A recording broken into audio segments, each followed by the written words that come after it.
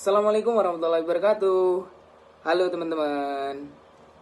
Kita dari kelompok satu akan menjelaskan tentang komunikasi kelompok. Untuk sebelumnya, kita akan memperkenalkan diri anggota dari saya dari kelompok satu siapa aja. Oke. Untuk saya sendiri yang pertama Menteri Zaisan Kharif Faizani nomor urut 2, kemudian ada Al Ardita, kemudian ada Ananda Putri, kemudian ada Anugrah Fani, dan yang terakhir ada Arya Chandra Kusuma.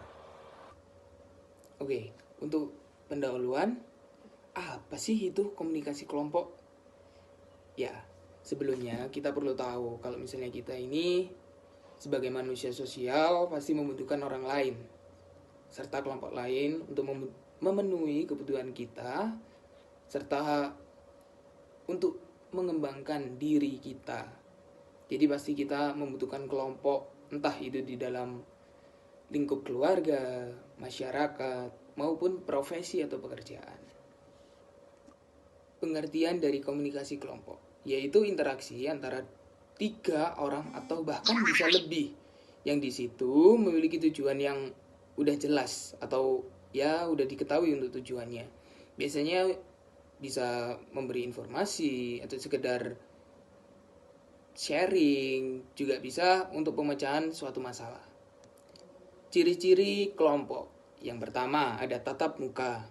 Yang kedua bisa sedikit partisipasinya. Jadi biasanya itu satu kelompok kecil atau ya membentuk suatu kelompok itu pasti kan gak semua ikut gitu kan. Pasti ada partisipasinya berapa gitu. Misalnya BEM ya berarti BEM Polinema berarti lingkupnya ya mungkin kelompok dari mahasiswa Polinema itu yang ikut di BEM itu pasti kan juga gak terlalu banyak gitu. Pasti ya tertentu dan terpilih biasanya. Kemudian ada seorang pemimpin ya dari BEM gitu kan kita ketahui kalau ada ketuanya ya ikut sebagai pemimpinnya. Kemudian ada tujuan atau sasaran bersama yang sama. Jadi pasti untuk visi misinya atau tujuannya suatu kelompok itu harus jelas dan memiliki tujuan yang sama. Kemudian ada pengaruh atas satu sama lainnya ya tentu pasti ada pengaruh antara satu sama lainnya antara anggota. Kemudian merasa terikat dengan kelompok. Ya, karena apa? Karena memiliki tujuan yang sama tadi, saling bergantung, saling membagi tugas, saling ada tujuan yang dicapai tadi, tujuan yang sama. Jadi pasti ada terikat atau terkaitnya antara satu dengan yang lainnya. Kemudian ada nasib anggota kelompok saling bergantung. Itu tadi. Karena ya pasti kita saling tolong menolong dalam satu kelompok itu tadi. Untuk klasifikasinya sendiri dibagi ada beberapa. Kemudian ada yang pertama primer, sekunder. Kemudian ada in group, out group. Kemudian ada rujukan dan keanggotaan. Kemudian ada deskriptif dan perspektif. Perbedaan antara primer dan sekunder. Untuk yang pertama, yang primer itu bersifat lebih luas, meluas. Jadi pembahasannya itu luas, sedangkan kalau yang sekunder itu lebih dangkal. Jadi kalau yang primer ini apa ya? Kayak pembahasannya itu untuk komunikasinya juga itu kan informal. Jadi kayak lebih leluasa kita untuk berpendapat atau kita lebih leluasa untuk sharing-sharing gitu. Itu yang primer. Kalau yang sekunder itu lebih yang formal, seperti kalau gambaran dari saya itu lebih kayak rapat gitu, yang formal gitu, itu masuk yang sekunder. Jadi kan pembahasannya juga dalam cakupan yang sesuai dengan tujuan tadi, hanya untuk tujuan tertentu. Kalau misalnya yang primer ini bisa sharing, bisa saling curhat, seperti itulah kalau yang primer. Perbedaan antara in group dan out group.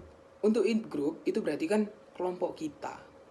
Ya, berarti biasanya yang memiliki tujuan yang sama, kemudian kebiasaan atau norma-norma yang sama. Ya, seperti itu. Kalau misalnya yang out group itu berarti kan kelompok mereka atau bukan kelompok kita gitu.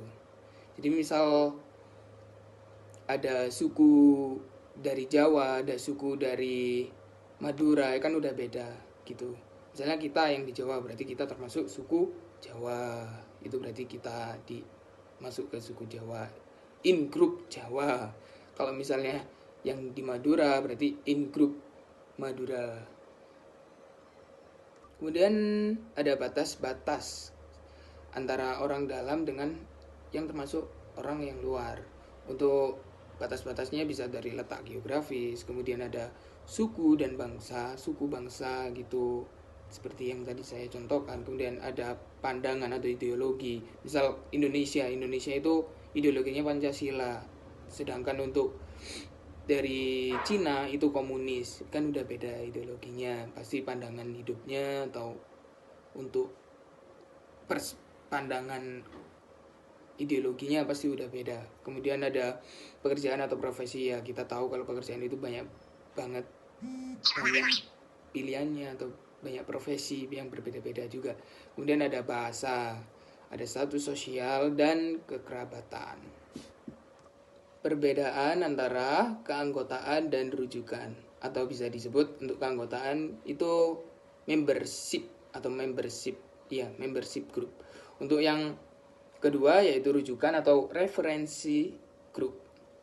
Membership group itu maksudnya gimana sih? Ya berarti kita itu jadi anggota di situ gitu. Kita misal jadi anggota JKT48 atau K-pop di Korea gitu. Ya berarti kita dalam grup itu, kita masuk dalam grup itu sesuai dengan prosedur dan ketentuannya pastinya. Dan kita resmi dalam anggota tersebut. Sedangkan kalau referensi itu berarti kita hanya rujukan sebagai rujukan. Misal kita menyontoh K-pop dalam dance-nya lah, kita ikut-ikutan dance ala-ala K-pop gitu lah, itu yang dinamakan sebagai referensi group. Selanjutnya ada kelompok deskriptif dan perspektif. Dari kelompok deskriptif menunjukkan klasifikasi dan kelompok dengan melihat proses pembentukan secara alamiah. Contohnya ada kelompok katarsis, kelompok belajar, dan kelompok aksi. Sedangkan kategori perspektif mengklasifikasikan kelompok menurut langkah-langkah rasional yang harus dilewati oleh kelompok untuk mencapai tujuan tertentu. Contohnya diskusi meja bundar, simposium, diskusi panel, forum, kolokium, dan prosedur parlementer. Selanjutnya ada pengaruh kelompok pada perilaku manusia. Tentu saja dong, kelompok itu mempengaruhi perilaku manusia, entah itu berakibat buruk maupun berakibat baik. Jadi ada 3 macam pengaruh kelompok pada perilaku manusia. Yang pertama ada konformitas, yaitu perubahan perilaku atau kepercayaan menuju norma kelompok sebagai akibat tekanan kelompok yang real atau yang dibayangkan. Contohnya ada seorang remaja berpakaian dengan gaya tertentu untuk menyesuaikan diri dengan orang lain di dalam kelompok tersebut. Seperti itu. Yang kedua ada fasilitas sosial. Menurut Alport, prestasi individu yang meningkat karena disaksikan kelompok. Jadi kehadiran kelompok dapat mempermudah pekerjaan yang dilakukan atau dapat menghambat pekerjaan. Yang ketiga ada polarisasi. Maksudnya, orang akan cenderung membuat keputusan yang lebih berani ketika mereka berada dalam kelompok daripada mereka sendirian. Nah, selanjutnya ada faktor-faktor yang mempengaruhi efektivitas kelompok atau sebuah keberhasilan kelompok. Jadi, sebuah keberhasilan kelompok itu dilihat dari aspek karakteristik kelompok atau faktor situasional maupun karakteristik anggotanya, faktor personal. Jadi yang pertama ada faktor situasional yang mencakup ukuran kelompok, jaringan komunikasi, kohesi kelompok, dan kepemimpinan. Yang pertama ukuran kelompok. Ukuran kelompok dengan prestasi kerja tergantung dari jenis tugas, tujuan kelompok, dan distribusi partisipasi dan kepuasan anggota.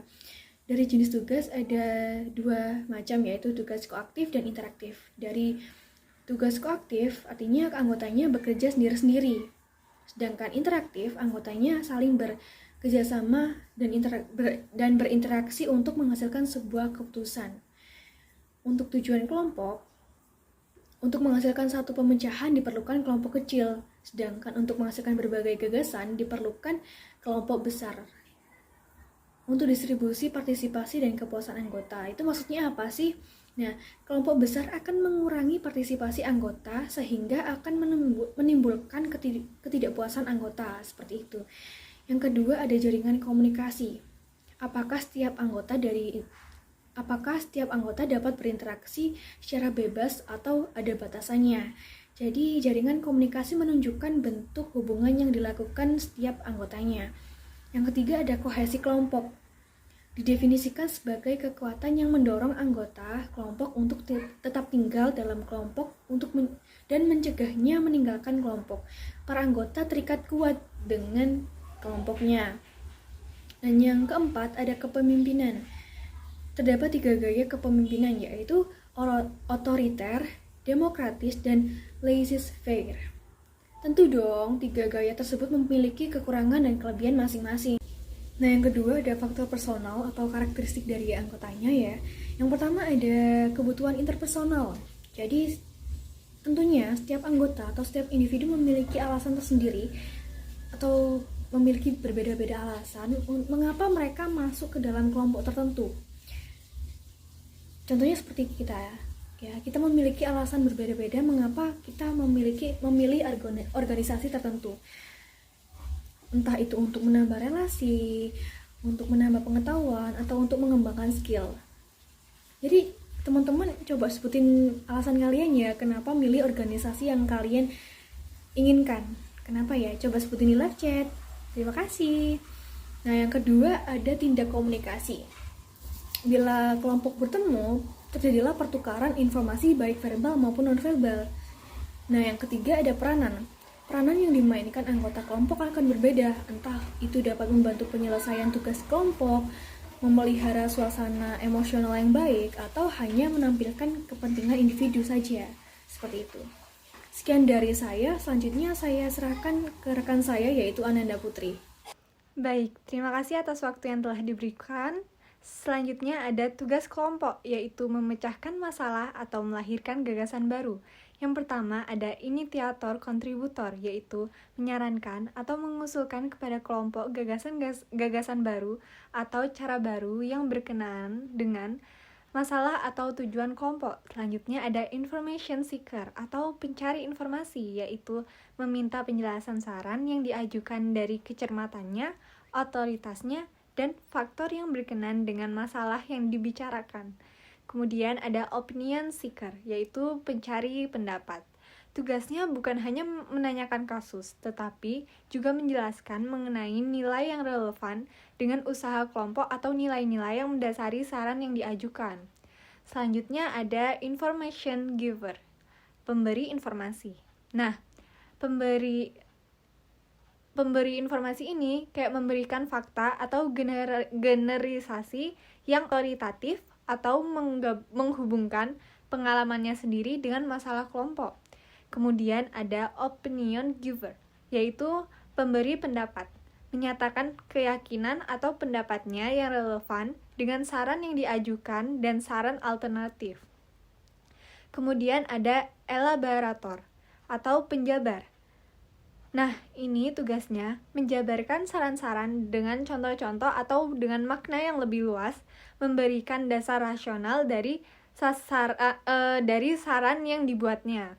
Kemudian ada summarizer atau penyimpul. Jadi ini yang menyimpulkan gagasan atau saran dan komentar anggota yang tadi udah terkumpul dan keputusan kelompok untuk membantu memutuskan di mana posisi kelompok dalam proses berpikir atau tindakannya.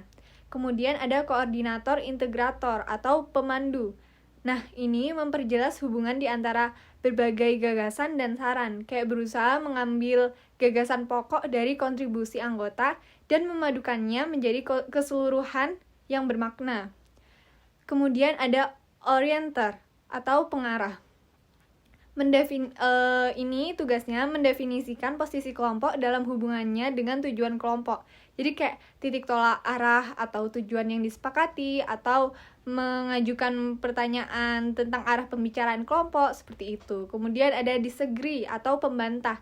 Nah, ini memberikan pandangan yang berbeda, kayak mengajukan bantahan, menunjukkan kesalahan fakta atau penalaran tersebut. Kemudian ada evaluator kritik. Nah, ini yang mengukur prestasi kelompok berdasarkan serangkaian standar kerja kelompok dalam konteks tugas kelompok. Kemudian ada energizer atau pendorong. Nah, yang ini tugasnya mendorong kelompok untuk bertindak dan mengambil keputusan, kayak berusaha mendorong kelompok bergerak lebih cepat. Kemudian kayak harus semangat seperti itu. Kemudian ada prosedural teknikal, yaitu petugas teknik. Nah, tugasnya melayani keperluan kelompok untuk melaksanakan tugas rutin. Kemudian ada recounder atau pencatat. Nah, ini menuliskan saran keputusan kelompok dan produk diskusi. Jadi kan tadi udah terkumpul tuh saran-sarannya. Nah, yang mencatat itu namanya recounder. Selanjutnya ada peranan pemeliharaan kelompok. Nah, yang pertama ada encourage atau penggalak.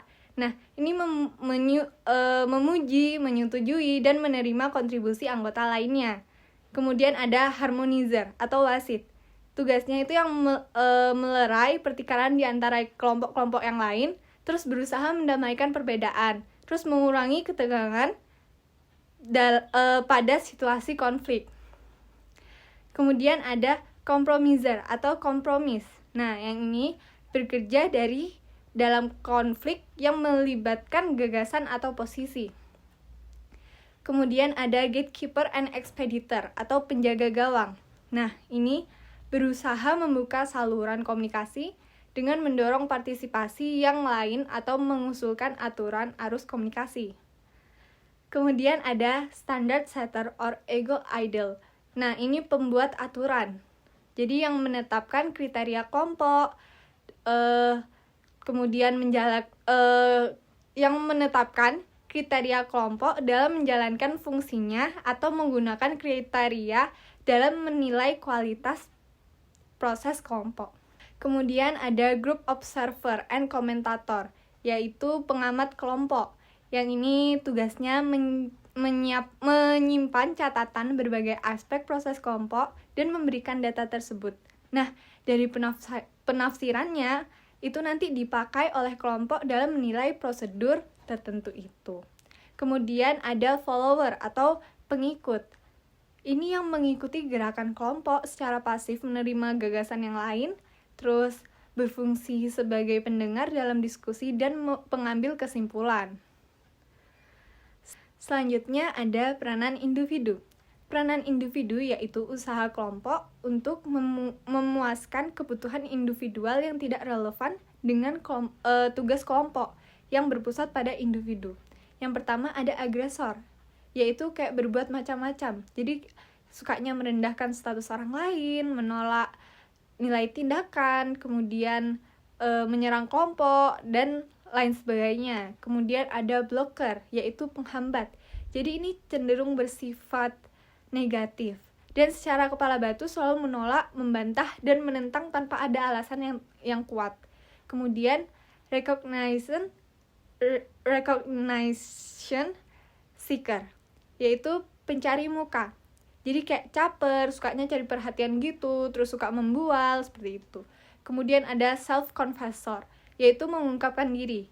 Jadi dia itu kayak menggunakan kesempatan yang disediakan kelompok, kemudian digunakannya dengan perasaan. Jadi kayak waktunya bahas tentang kelompok, tapi dia malah bahas tentang pribadinya dia, kayak privasinya dia, kayak gitu. Kemudian ada playboy, yaitu sifat ketidakacuhan. Jadi dia tidak peduli dengan kelompok, terus sukanya main-main, kayak acuh tak acuh gitu. Kemudian ada dominator, yaitu menegaskan otoritas atau super otoritas ketika mengendalikan kelompok atau anggota tertentu. Jadi kayak pinginnya dominan aja gitu. Kemudian ada help seeker, yaitu berusaha menarik simpati dari kelompok lain atau kelompoknya dengan rasa yang tidak nyaman. Jadi kayak suka kayak linglung kayak gitu-gitu. Nah, kemudian selanjutnya ada special interest player, yaitu sponsor kepentingan khusus. Nah, biasanya sukanya itu kayak menyembunyikan prasangka atau stereotip yang sesuai dengan kebutuhan individunya. Nah, coba sekarang teman-teman memberikan contoh di live chat terkait peranan individu yang tidak relevan. Selanjutnya akan dijelaskan dengan rekan saya, Anugrah Fani, saya persilakan. Selanjutnya, kita ada bentuk-bentuk dari komunikasi kelompok. Komunikasi kelompok sendiri dibagi menjadi dua, yakni komunikasi kelompok deskriptif dan juga komunikasi kelompok preskriptif. Nah, kelompok deskriptif ini dibagi menjadi beberapa, yakni kelompok tugas, kelompok pertemuan, dan juga kelompok penyadar. Kelompok tugas ini melewati 4 tahapan, yaitu orientasi, konflik, pemunculan, peneguhan. Orientasi diungkapkan dengan berusaha saling mengenal, saling menangkap perasaan, berusaha menemukan peranan status. Kemudian konflik. Konflik ini terjadi apabila adanya peningkatan perbedaan dari anggota. Pada tahap ketiga, yakni ada pemunculan. Pemunculan yakni orang mengurangi tingkat polarisasi dan perbedaan pendapat. Kemudian ada peneguhan. Ketika para anggota memperteguh konsensus kelompok, mereka mulai memberikan komentar tentang kerjasama yang baik dalam kelompok dan memperkuat keputusan yang diambil oleh kelompok. Kemudian selanjutnya ada kelompok pertemuan yang memiliki 2 tahapan, yakni ketergantungan pada otoritas dan juga ketergantungan satu sama lain. Yang ketiga ada kelompok penyadar, memiliki tahap-tahap, yakni kesadaran diri akan identitas baru, kemudian identitas kelompok melalui polarisasi, kemudian menegakkan nilai-nilai baru bagi kelompok, dan juga menghubungkan diri dengan kelompok revolusioner. Kemudian selanjutnya ada komunikasi kelompok preskriptif. Komunikasi kelompok ini menurut formatnya dapat diklasifikasikan pada 2 kelompok besar, yaitu privat dan publik. Kelompok pertemuan atau kelompok terapi, kelompok belajar atau kelompok panitia, konferensi rapat, dan kelompok privat. Panel wawancara, public interview, forum, simposium juga termasuk sebagai kelompok publik. Contoh format diskusi. Diskusi meja bundar yang digunakan untuk diskusi bersifat terbatas. Pada diskusi ini sering terjadi jaringan komunikasi semua jaluran. Di antara anggota ada hubungan sosial yang demokratis. Meja bundar juga lebih informal, tempat duduk diatur melingkar. Kemudian ada simposium. Simposium ini adalah serangkai pidato pendek yang menyajikan berbagai aspek dari sebuah topik atau posisi yang pro dan kontra terhadap masalah yang kontroversial. Dalam format diskusi yang dirancang sebelumnya, format simposium di depan terdapat 4 orang pembicara dan 1 moderator.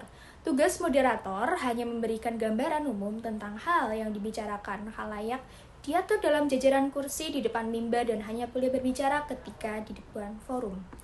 Kemudian ada diskusi panel. Diskusi panel ini adalah format khusus yang anggota-anggota kelompoknya berinteraksi baik bertahap maupun melalui seorang mediator. Biasanya, suasana tempat duduk diskusi panel ini meletakkan peserta diskusi pada meja segi 4 yang menghadap khalayak. Dengan moderator yang duduk di tengah-tengah di antara kedua pihak yang berdiskusi, moderator tidak mengendalikan diskusi karena peserta diskusi dapat berinteraksi secara langsung dan spontan. Kemudian ada forum atau ceramah. Forum adalah waktu tanya-jawab yang terjadi setelah diskusi terbuka. Ada 5 macam forum: forum ceramah, forum debat, forum dialog, forum panel, forum simposium.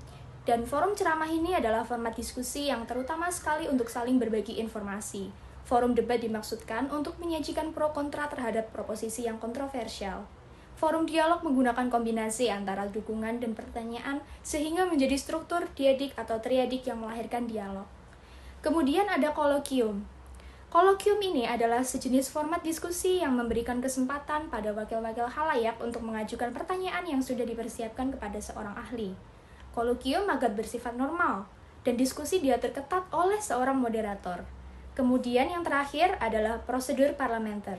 Prosedur parlementer ini adalah format diskusi yang secara ketat mengatur peserta diskusi yang besar pada periode, waktu yang tertentu ketika jumlah keputusan harus dibuat. Para peserta harus mengikuti peraturan tata tertib yang telah ditetapkan secara eksplisit. Diskusi dipimpin oleh seorang ketua, para anggota mempunyai pendapat yang pro dan kontra. Para anggota mempunyai kesempatan yang sama untuk berpartisipasi. Oke, terima kasih untuk waktunya. Di sini saya akan menjelaskan tentang rapat. Mungkin kalian banyak yang pernah mendengar apa itu rapat, terus apa kata-kata yang berhubungan rapat. Mungkin kalian pernah mendengar. So, mungkin kalian bisa menuliskan di kolom chat. Nanti itu bisa dicatat menjadi absensi keaktifan. Oke, saya beri waktu 5 detik.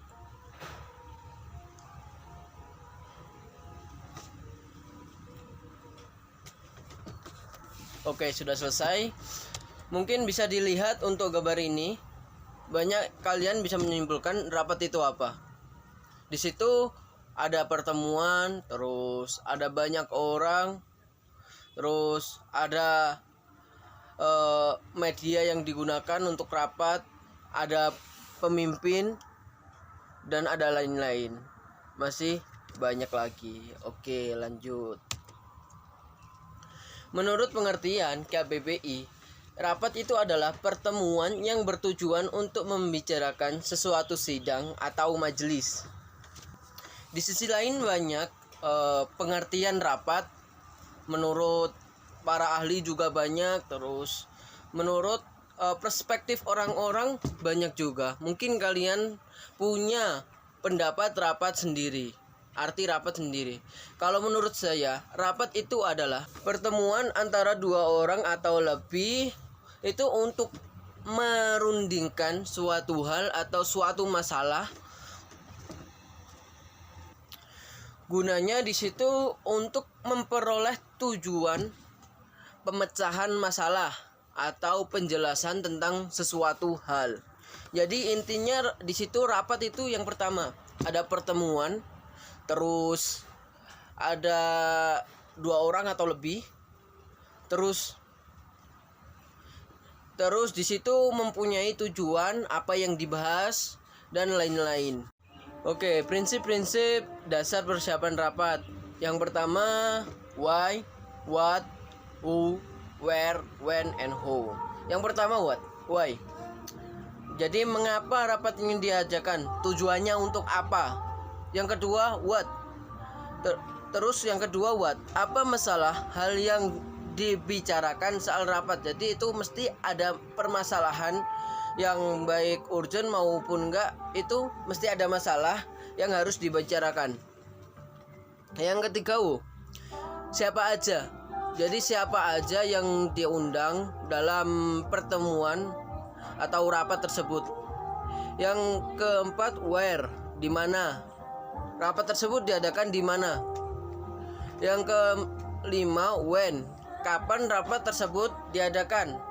Jadi sebelum itu harus diberitahu lengkap. How, bagaimana rapat diselenggarakan, itu maksudnya how. Jadi maksudnya how ini dilakukan secara berkala atau hanya sekali saja. Perencanaan dan persiapan dalam rapat. Yang pertama itu membuat agenda. Jadi agendanya rapat itu kapan, terus ada apa aja di dalamnya gitu. Pemimpin rapat. Tugas pemimpin rapat. Yang pertama tugas pemimpin rapat. Yang pertama menginformasikan. Jadi di sini tugasnya pemimpin itu adalah menginformasikan hal-hal yang berkaitan dalam rapat, hal-hal yang penting dalam rapat. Yang kedua menjadi tauladan. Jadi seorang pemimpin itu harus menjadi tauladan, bisa dibilang bisa menjadi panutan. Jadi misalkan pemimpinnya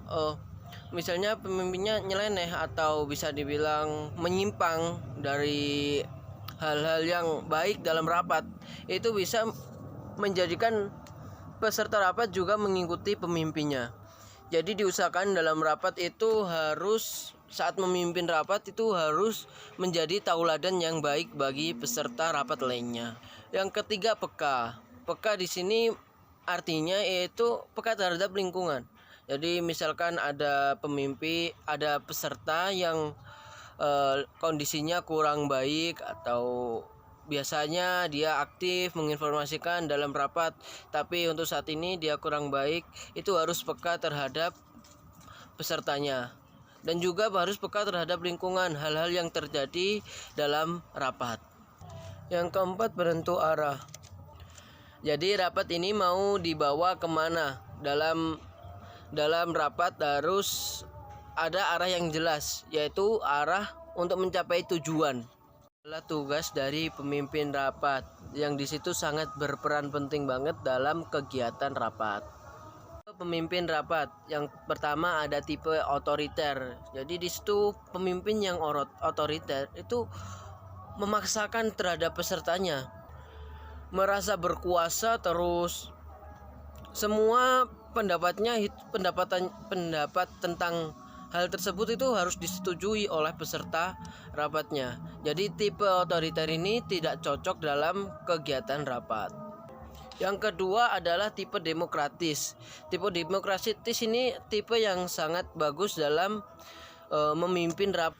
Dia itu mau menerima saran, baik saran maupun kritikan yang diberi oleh peserta rapat, sehingga tipe demokratis ini cocok dalam kegiatan rapat. Yang ketiga, tipe laissez-faire. Tipe laissez-faire ini tipe yang membebaskan semua kegiatan dari peserta rapat. Jadi itu bebas melakukan hal apa aja. Bebas. Biasanya tipe pemimpin ini dalam hal rapat kegiatannya tidak kondusif. Fungsi dan tugas peserta rapat yaitu satu sebagai penyumbang pendapat. Jadi itu menyumbangkan pendapatnya. Yang kedua sebagai penyimpul. Di sini ada peserta rapat yang sebagai penyimpul itu menampung semuanya pendapat dari dalam rapat tersebut dan disimpulkan oleh dirinya.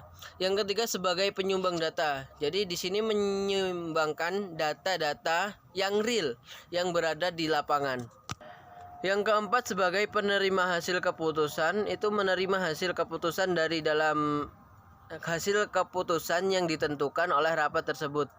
Yang selanjutnya sebagai pembantu pemimpin, itu di dalam hal rapat itu harus membantu pemimpin dalam melaksanakan rapat tersebut. Tipe-tipe peserta rapat. Yang pertama, tipe memberi informasi. Jadi ada hal-hal yang berkaitan dengan rapat yang harus dibahas dalam rapat tersebut diinformasikan ke dalam rapat tersebut. Tipe inisiatif. Kalau ada hal-hal yang ada kebuntuannya, dia itu akan menjelaskan atau mengalokasikan idenya di dalam rapat tersebut. Jadi dia inisiatif dalam hal yang berkaitan dengan rapat. Tipe pemersatu itu adalah tipe yang di situ mempunyai peran yang sangat penting dalam kegiatan rapat. Semisal kalau ada orang-orang atau anggota rapat yang lain itu mempunyai pendapat yang berbeda dan di situ terjadi pertentangan antara kedua orang tersebut pakai emosi. Jadi tugas tipe pemersatu ini sebagai penenang atau mempersatukan kembali kedua orang tersebut. Keempat yaitu tipe penyerang, yaitu dia kalau dalam hal rapat dia itu suka mengkritik dan sering tidak setuju tentang pendapat dari anggota yang rapat lain. Nomor 5 yaitu tipe pendengar. Dalam hal rapat ada yang tipe pendengar ini. Jadi kalian dalam rapat jangan sampai menjadi tipe pendengar, yaitu orang yang pasif dalam kegiatan rapat tersebut. Orangnya itu hanya mendengarkan apa yang dibicarakan oleh teman-temannya, pendapat teman-temannya. Dia itu orangnya sangat pasif. Yang terakhir tipe perantara. Orang yang mempunyai tipe perantara ini biasanya itu sebagai perantara antara satu sama lain. Tindak lanjut. Dalam maksudnya ini akhir dari rapat. Yang pertama mengevaluasi rapat. Itu mengevaluasi apa yang terjadi di dalam rapat tersebut. Kalau misalkan ada kendala atau hal-hal yang kurang baik di dalam rapat tersebut bisa dievaluasi dan dijadikan patokan agar rapat selanjutnya itu menjadi baik dan lebih kondusif. Yang kedua membacakan hasil rapat. Jadi ini adalah tugas seorang sekretaris.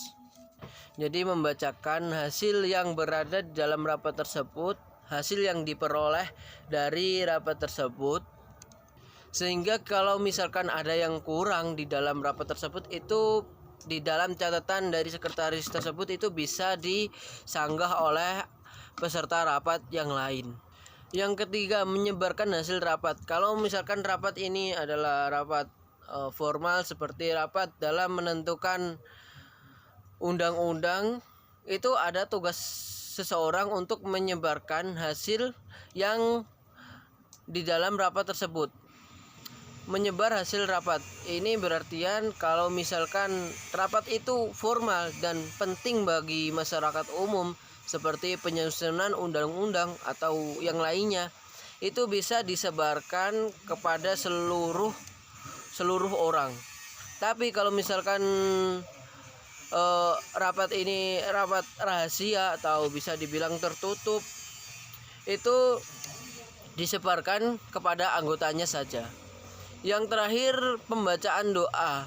Jadi kurang afdol lah kalau di dalam rapat tidak ada doa.